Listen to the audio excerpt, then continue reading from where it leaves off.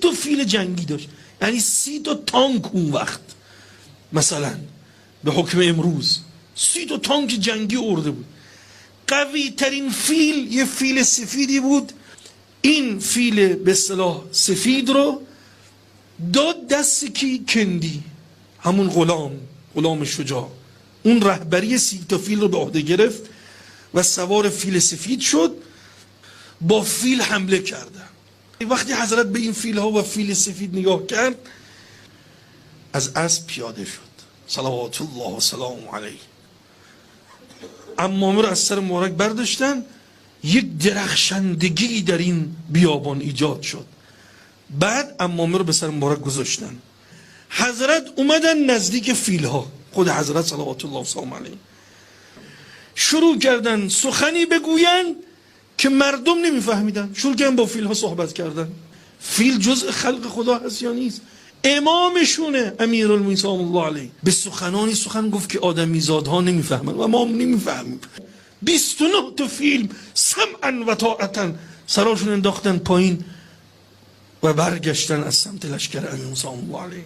الله اکبر. حالا فیلا برگشت، لشکر دشمن رو لت و پار کردن، رسوندن به دروازه عمان، برگشتن به سمت امیرالمومنین به زبان عربی که همه مردم میفهمیدن، میشنیدن و میفهمیدن. رو کردن به امیرالمومنین و عرض کردن این 29 تا فیل یا علی، گفتن کلنا، ما همه اون پیغمبر اکرم رو میشناسیم، چون امیرالمومنین همشون عبدن، به رب این پیغمبر هم ایمان می آوریم و قبولش داریم، مگر اون فیل سفیده حرامزاده.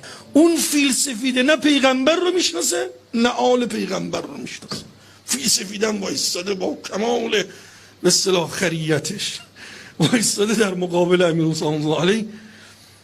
تو گفت این فیل سفید شما و اهل بیت رو نمیشناسه، پیغمبر رو نمیشناسه. یک نعره زد امیرالمومنین صلی الله علیه، فیل سفید بنا کرد، بلرزیدن و ایستاد. حضرت ذوالفقار رو کشیدن، ضربتی به او زدن، سر فیل رو از تنش کند. فیل به روی زمین افتاد، مثل یک کوه بزرگ که آب میشه. این فیل افتاد به زمین با اون زره‌ای که دور گردنش بود. حضرت به یه ضربه ذوالفقار گردن او را از بدن جدا کرد، فیل هم به زمین افتاد. غلامی که بیچاره به عشق اون دختره میخواد با امیرالمومنین به جنگه، رو کمر فیل حضرت یقش گرفتن، بلندش کردن، با ذوالفقار اردنش بالا، با ذوالفقار. در این لحظه صدایی شنید امیرالمومنین السلام. پیغمبر بالای دیواری رفتن از دیوارهای بلند مدینه.